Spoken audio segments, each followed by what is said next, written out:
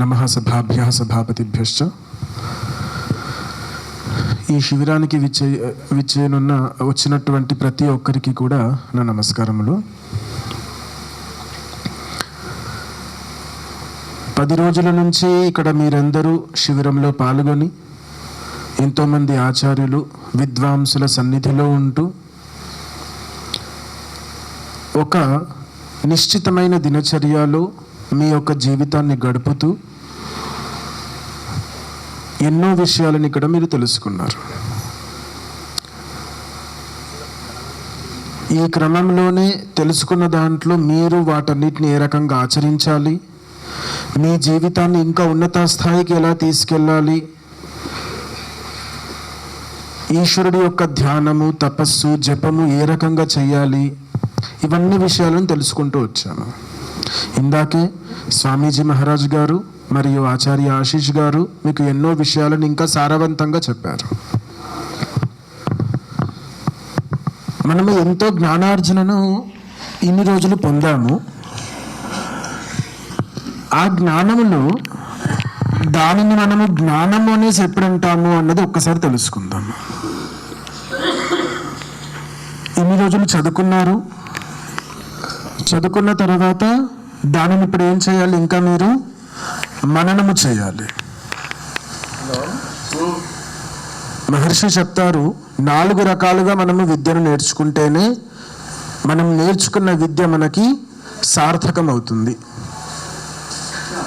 ఏంటిది? ఒకటి ఆగమకాలం, నేర్చుకోవటం, గురువుల దగ్గర చదువుకోవటము, నేర్చుకోవటము.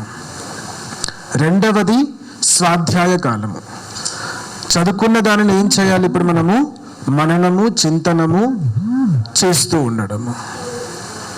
మూడవది ప్రవచన కాలము, మనము నేర్చుకున్న దానిని ఇతరులకి అందించడము.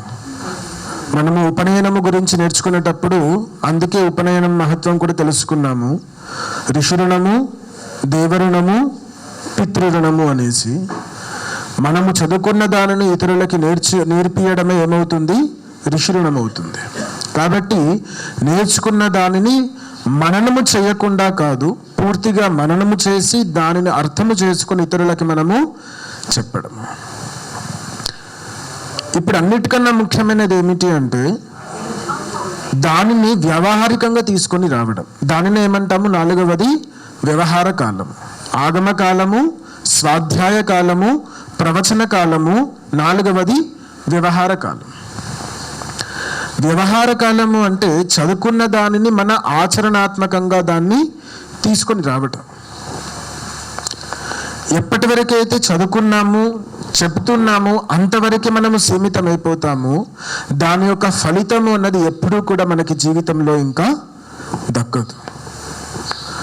కాబట్టి ఇక్కడ ఎన్నో విషయాలను మీరు తెలుసుకున్నారు, ఎంతో జ్ఞానాన్ని సంపాదించారు, పవిత్రమైన జ్ఞానాన్ని సంపాదించారు.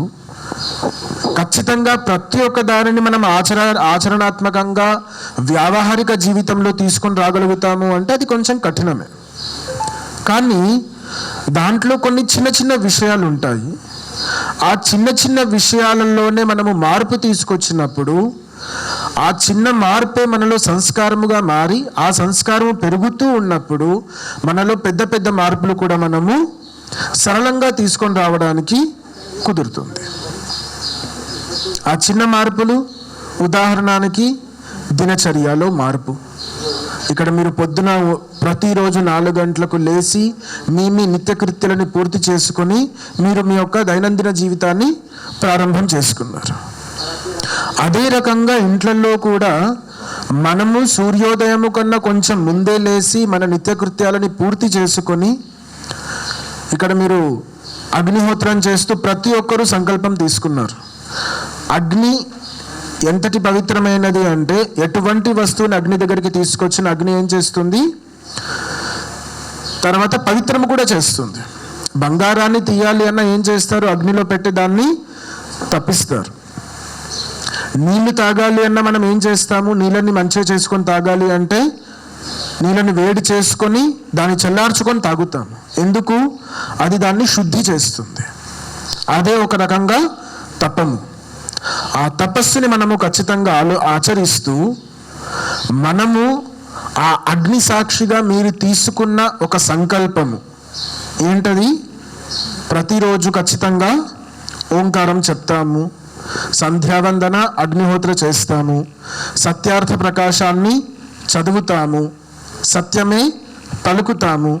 ఇటువంటి చిన్న చిన్న వాటిని అంతటి పవిత్రమైన అగ్ని సాక్షిగా మీరు సంకల్పం తీసుకున్నారు. ఆ సంకల్పం నుంచి ఇప్పుడు మనం ఇంటికి వెళ్ళాక మళ్ళీ వెనకడుగు వేయకుండా ఖచ్చితంగా ప్రయత్నిస్తూ మీరు మీ ప్రాతఃకృత్యాలని తొందరగా పూర్తి చేసుకుంటే లేచి వీటికి కొంత సమయాన్ని ఇచ్చి తర్వాత మీరు దైనందిన జీవితాన్ని ప్రారంభం చేసుకోవచ్చు. కాబట్టి చాలా విషయాలు ఇంతవరకు నేర్చుకున్నారు. ఇంకా పెద్దలు చాలా విషయాలు చెప్తారు.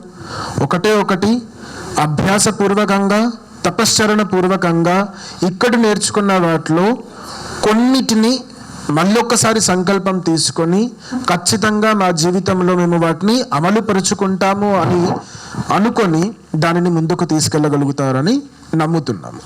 అందరికీ ఇక్కడ వచ్చి ఇన్ని రోజులు నేర్చుకున్నందుకు చాలా చాలా ధన్యవాదములు. ఓం శాంతి.